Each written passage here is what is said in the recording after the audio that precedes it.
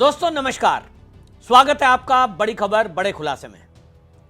दोस्तों, कश्मीर में आतंकवादी हमले के बाद से भारत ने जो पाकिस्तान के आतंकवादियों पर कार्रवाई की, उसके बाद पाकिस्तान बौखला गया और उसकी सेना ने भारत के लगभग 15 देशों के सैन्य ठिकानों पर ड्रोन और मिसाइलों से हमले कर दिए।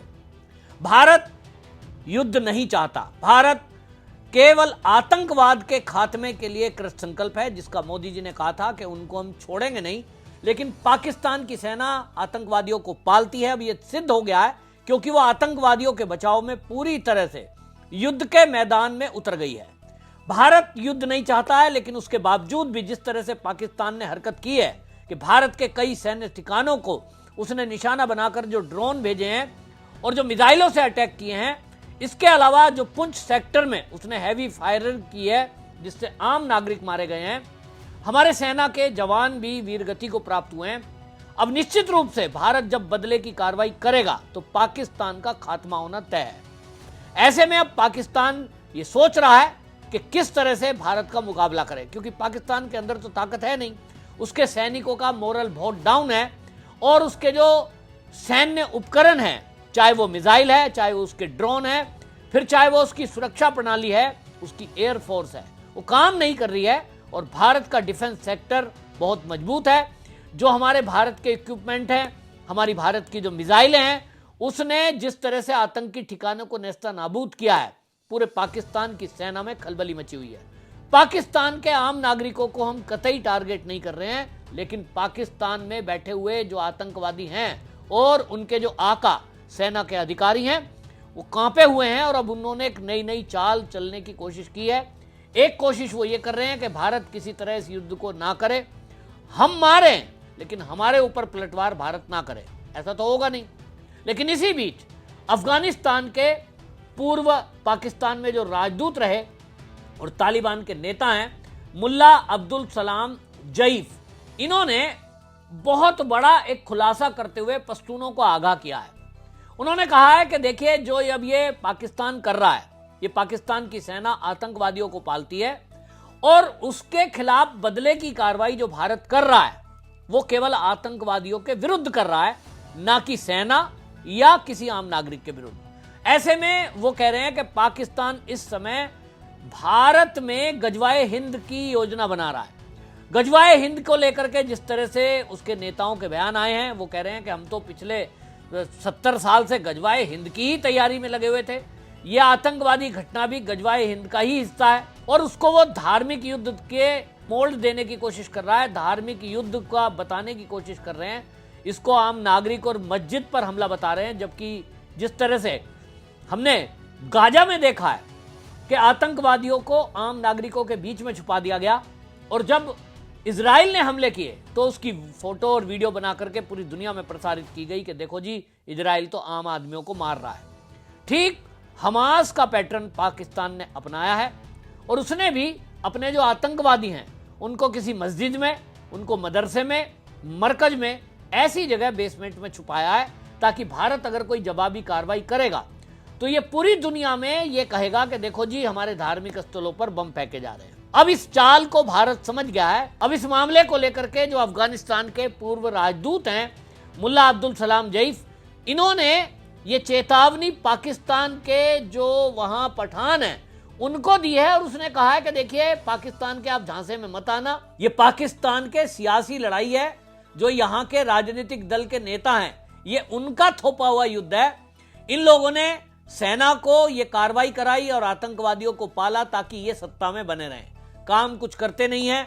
पाकिस्तान के अंदर भुखमरी है, बेरोजगारी है और उससे ध्यान भटकाने के लिए इनके पास और कोई तरीका नहीं है। पाकिस्तान के जितने भी राजनीतिक दल हैं या वहां की सेना है, इनके पास एक ही तरीका है कि भारत का नाम लो, भारत के ऊपर अटैक की बात करो, कश्मीर को आजाद कराने की बात करो और वहां के जो लोग हैं वो फिर इनके साथ हो लेते हैं।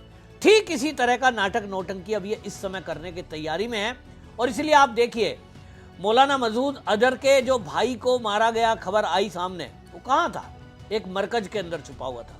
मरकज में मस्जिद भी है, तो पहले दिन इन्होंने यही शुरुआत की कि देखे, हमारी मस्जिद को शहीद कर दिया गया। जबकि आप देखिए कि आतंकवादियों के खिलाफ कार्रवाई है, किसी और ना तो मस्जिद पर हमला किया गया, केवल उसी जगह टारगेटेड एक मिसाइल फेंकी गई जहां आतंकवादियों के छुपे होने के सबूत थे। और ये सबूत सेना ने दिए हैं। भारतीय सेना की तरफ से जो प्रेस कॉन्फ्रेंस की गई उसमें ये पूरे सबूत दिए गए कि हमारे भारत के अंदर जो आतंकवादी एक्टिविटी हुई है हमने उसका बदला लिया है और हम चुन चुन के मारेंगे, छोड़ेंगे अभी भी नहीं। लेकिन जिस तरह से अफगानिस्तान के पूर्व राजदूत जो है ये खुलासा कर रहे हैं, ये आपको बता दूं कि बताने की कोशिश कर रहे हैं कि ये जो पाकिस्तान है, इसी तरह से दुनिया के जो इस्लामिक कंट्रियां हैं वो आईओसी में भी इसी तरह रोना रोता है कि साहब देखो हमें जो है यहाँ गजवाए हिंद करना है, भारत जो है हम पे भारी पड़ रहा है, हमारे पास तो पैसे नहीं है। तो पैसे मांग रहा है, कर्जा मांगना शुरू कर दिया है, वर्ल्ड बैंक से भी पैसे मांग रहा है, अरब कंट्रियों से भी पैसे मांग रहा है। और ये इसकी पुरानी चाल रही है कि ये धर्म के नाम का युद्ध बताकर, यानी गजवाए हिंद के नाम पर इस तरह की बातें करना। लेकिन अब इस मामले में आपको बताऊं कि जिस तरह से तालिबान से जो खबर आ रही है, इनको उम्मीद तो ये थी पाकिस्तानियों को कि ये जो तालिबान है, ये जो हमने अफगानिस्तान में इनको मान्यता दी है, ये हमारे काम आएंगे और हम इससे भारत को परेशान करेंगे। लेकिन अब आप देख रहे हैं तालिबानी जो ये टीटीपी है, तहरीक तालिबान, इन्होंने सीधे सीधे चीन और पाकिस्तान को धमकी दी है कि अगर आपने अफगानिस्तान में अपना इंटरफेयर बंद नहीं किया तो हम दोनों के खिलाफ युद्ध छेड़ेंगे। पाकिस्तान चारों तरफ से घिर गया है। एक तरफ भारत की सेना है, एक तरफ सिंध प्रांत में राजनीतिक दल, वहां सिंध में आंदोलन हो रहा है, उनके लोग सड़कों पर हैं। और यहां दूसरी तरफ आपको बताएं कि इस बात को लेकर के बलूचिस्तान में आजादी की लड़ाई चल रही है और जो बलूच आर्मी है वो भी अब पाकिस्तान के सैनिकों पर अटैक कर रही है। वहां टीटीपी ने भी 15 ऐसे पाकिस्तान के सैनिकों को मारा है, ऐसी खबर आ रही है। ये इस खबर के बीच भी कुमार विश्वास ने भी एक्स पर लिखा है और वो कह रहे हैं कि भाई ये मौका है कि इस समय हम भी अपना बदला ले सकते हैं आतंकवाद के खिलाफ और बलूचिस्तान को भी आप आज़ाद करा सकते हैं। आपके ऊपर बहुत जुर्म किया है, अत्याचार किए हैं। कुमार विश्वास तो अपने एक्स पर ये लिख रहे हैं कि भाई मैं भी चाहूँगा कि मैं वहाँ आऊँ और आप लोगों को गले लगाऊँ। कुल मिलाकर एक संदेश देने की कोशिश है कि मिलकर के ये जो आतंक की फैक्ट्री है पाकिस्तान नाम की, इसमें जो सेना है इनकी, इस सेना को नेस्तनाबूद करने की आवश्यकता है। लेकिन सेना ने जब जब देखा है कि वो कमजोर पड़ी है, धर्म के नाम पर लोगों को और इस्लामिक कंट्रियों को रोना रोकर जोड़ने की कोशिश की है।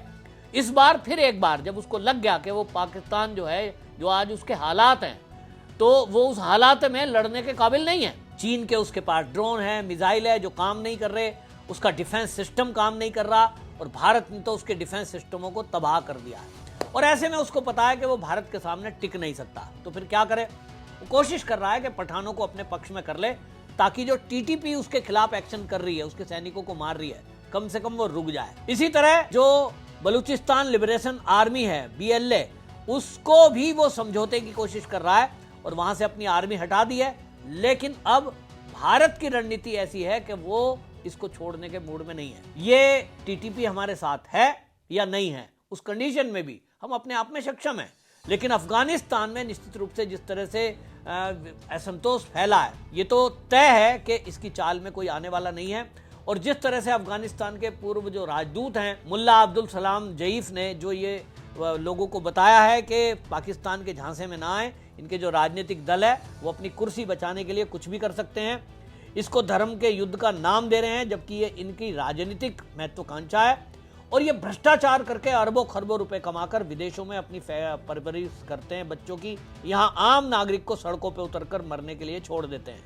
आप इसी से अंदाजा लगाइए कि पाकिस्तान पर जो एक स्ट्राइक भारत ने की है, उसमें जो आतंकवादी मारे गए, उनको ताबूत में पाकिस्तान का जो राष्ट्रीय ध्वज है वो लपेटकर उनको सैल्यूट दिया गया है अंतिम। लेकिन जब कोई सैनिक मरता है उस पर पाकिस्तान ना तो उसको स्वीकार करता, ना उसको राष्ट्रीय सम्मान देता।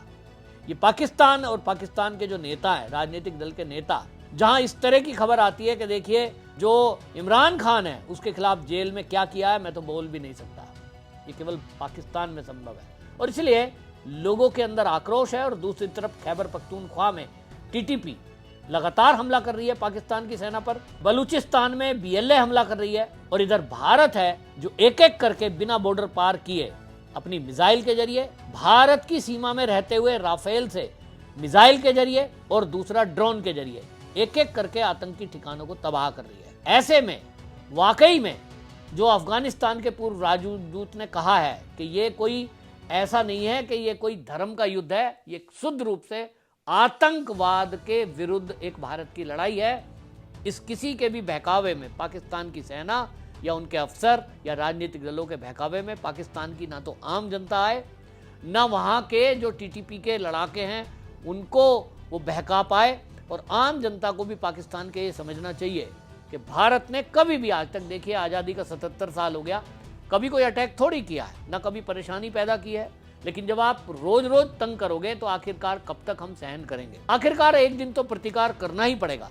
अगर पाकिस्तान के आम नागरिक सोचें जरा कि वो हमारी जगह होते तो क्या करते। तो भारत को भी बदले की कार्रवाई जो कर रहा है वो केवल आतंकवादियों के विरुद्ध है और सेना के विरुद्ध है। न तो आम नागरिक से कुछ लेना देना है, न राजनीतिक दलों के नेता से कोई लेना देना है। इसीलिए भारत के साथ आज अफगानिस्तान खड़ा है, आज बलूचिस्तान के बलूच खड़े हैं और दुनिया की इस्लामिक कंट्री भी भारत के साथ खड़ी हैं।